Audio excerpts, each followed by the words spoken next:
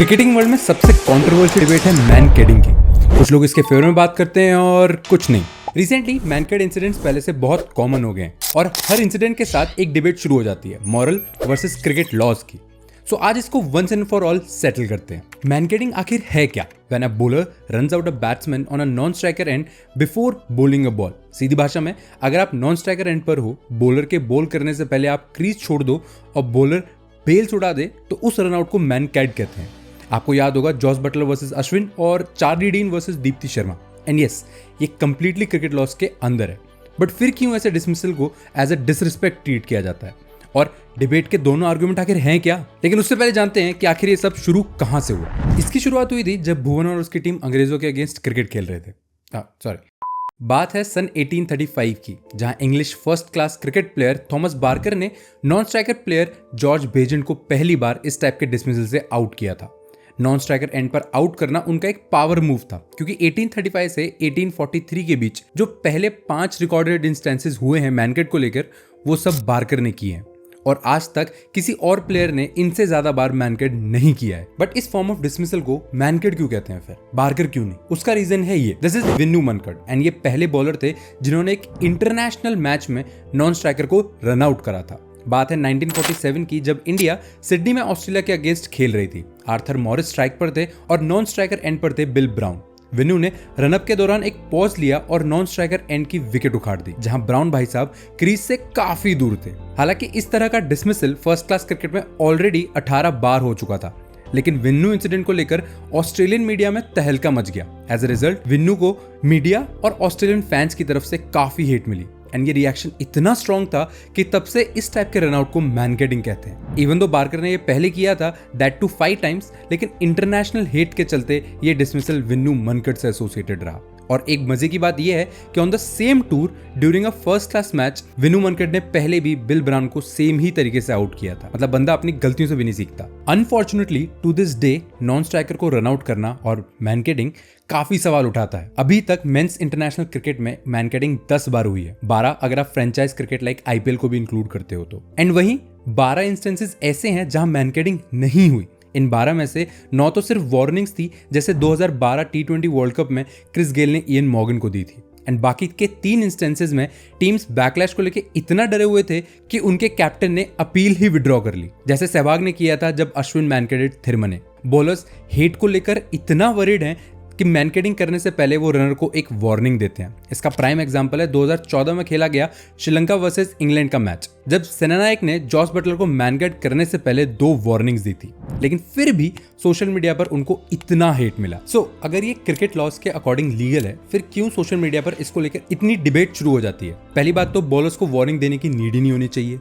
क्या स्टंपिंग के दौरान कीपर बैट्समैन को वार्निंग देता है? स्टंपिंग में भी तो बैट्समैन स्टेप आउट करके एडवांटेज लेने की कोशिश में होता है। लोगों के पास 2 मेन आर्गुमेंट है मैनकेडिंग के अगेंस्ट एंड क्यों वो नहीं चाहते कि मैनकेडिंग हो, जिसके बारे में आज हम डिटेल में बात करेंगे। Number 1 being it's not in the spirit of the game. In a general sense, spirit of the game का मतलब है कि प्लेयर्स को क्रिकेट और किसी स्पोर्ट की वैल्यूज नहीं भूलनी चाहिए। इनफैक्ट एक प्रीएम्बल भी ऐड हुआ था क्रिकेट लॉज में, जिसमें लिखा गया था कि प्लेयर्स को आपस में एक दूसरे की रिस्पेक्ट करनी चाहिए, अंपायर्स के डिसीजंस मानने चाहिए और प्लेयर्स को हमेशा हार्ड और फेयर खेलना चाहिए। लेकिन उसमें भी मैनकेडिंग के ऊपर कोई डिटेल्स नहीं लिखी गई थी। फिर बॉलर क्यों रनर को एक अनफेयर एडवांटेज लेने दे जब बॉलर का राइट है उनको रोकना? यही मतलब हुआ ना प्ले फेयर एंड हार्ड का। स्पिरिट ऑफ द गेम को समझने के लिए मैं कुछ एग्जांपल देता हूं कि कब टीम्स ने फेयर नहीं खेला। 2023 वर्ल्ड कप में खेले गए श्रीलंका वर्सेस बांग्लादेश के मैच में टाइम आउट की वजह से एंजेलो मैथ्यूज को पवेलियन वापस जाना पड़ा था। माना कि रूल है कि एक बैट्समैन के आउट होने के ठीक 3 मिनट के अंदर नेक्स्ट बैट्समैन को क्रीज पर होना चाहिए टू प्ले द बॉल। टूटे हुए हेलमेट की वजह से मैथ्यूज 3 मिनट से थोड़ा ऊपर चले गए थे। बांग्लादेश कप्तान को समहाउ ये टेक्निकलिटी याद थी और उन्होंने जब इसकी अपील करी तो अंपायर्स ने मैथ्यूज को डगआउट का सीधा रास्ता दिखाया। इस इंसिडेंट ने पूरे क्रिकेटिंग वर्ल्ड को शॉक करके रख दिया। टाइम आउट का रूल इसलिए है so that batting side time waste ना करे। क्लियरली मैथ्यूज जानबूझ के डिले तो क्रिएट नहीं कर रहे थे और ना ही इस डिले से श्रीलंकन टीम को कोई फायदा होने वाला था, तो इसे कहा जाएगा not in the spirit of the game. एक और एग्जांपल की बात करें तो ये 2023 एशेज में हुआ था। बैरिस्टो का कोई इंटेंशन नहीं था यहाँ रन लेने का। He was under the impression कि बॉल डेड हो गई है और ओवर खत्म हो गया। क्लियरली ये स्पोर्ट्समैनशिप के विरुद्ध है एंड ये चीज क्राउड ने बखूबी दर्शाया भी। ये दोनों एग्जांपल दिखाने का पॉइंट ये था कि not in the spirit of the game का एक्चुअल मतलब है जब बैट्समैन कोई एडवांटेज लेने का ना सोच रहा हो, लेकिन फिर भी किसी टेक्निकलिटी के बेसिस पर उसे आउट दे दिया जाए। बट कमिंग बैक, मैनकेडिंग इन दोनों से अलग है, क्योंकि यहाँ नॉन स्ट्राइकर इंटेंशनली एक अनफेयर एडवांटेज गेन कर रहा है क्रीज से जल्दी बाहर निकलकर। जैसे जैसे अब क्रिकेट में मार्जिन छोटे होते जा रहे हैं, इट डजंट मेक सेंस कि बॉलर बैट्समैन को एक अनफेयर हेड स्टार्ट दे। ओवर टाइम क्रिकेट बैट्समैन के फेवर में शिफ्ट होता जा रहा है। जैसे अब लेस स्विंग वाली white ball, 2 new balls in 1 days so that reverse swing ना मिले, बाउंसर्स पर लिमिट, फील्डिंग रिस्ट्रिक्शंस पर limit, flatter pitches, shorter boundaries. जब तुम बैट्समैन को इतना फेवर कर रहे हो तो हाउ कैन यू एक्सपेक्ट कि एक बॉलर वो ऐसे इजी रन्स दे दे। दूसरी आर्गुमेंट जो ये लोग देते हैं कि आज तक जितने भी मैनकेडिंग इंसिडेंट्स हुए हैं ये सब लास्ट ओवर में हुए हैं। लाइक दीप्ति के केस में डीन अगर आउट ना होती तो इंडिया के लिए वो मैच जीतना बहुत मुश्किल हो सकता था। और जो फैजल ने रन आउट किया अगेंस्ट शहदाब, तो लोगों का कहना है कि बॉलर्स डिसेप्टिव हैं, मतलब कि बॉलर्स के पास पहले भी मौके थे बट उन्होंने एंड में चूज किया रन आउट करना, जिससे बैट्समैन को यह आइडिया गया कि वो रन आउट नहीं हो सकते। ये पूरा पर्सपेक्टिव ही गलत है। विक्टिम यहाँ बैट्समैन नहीं है, क्योंकि उसको पता है कि ऐसा करने से उसे रन के लिए हेड स्टार्ट मिल जाएगा। इंस्टेड तुम ये पूछो कि बैट्समैन बॉल को क्यों नहीं देख रहा था, क्योंकि शदाब के केस में 47वें ओवर तक वो क्रीज में थे, लेकिन 47वें ओवर में वो धीरे धीरे बाहर निकलने लग गए और 49th ओवर में जब वो रन आउट हुए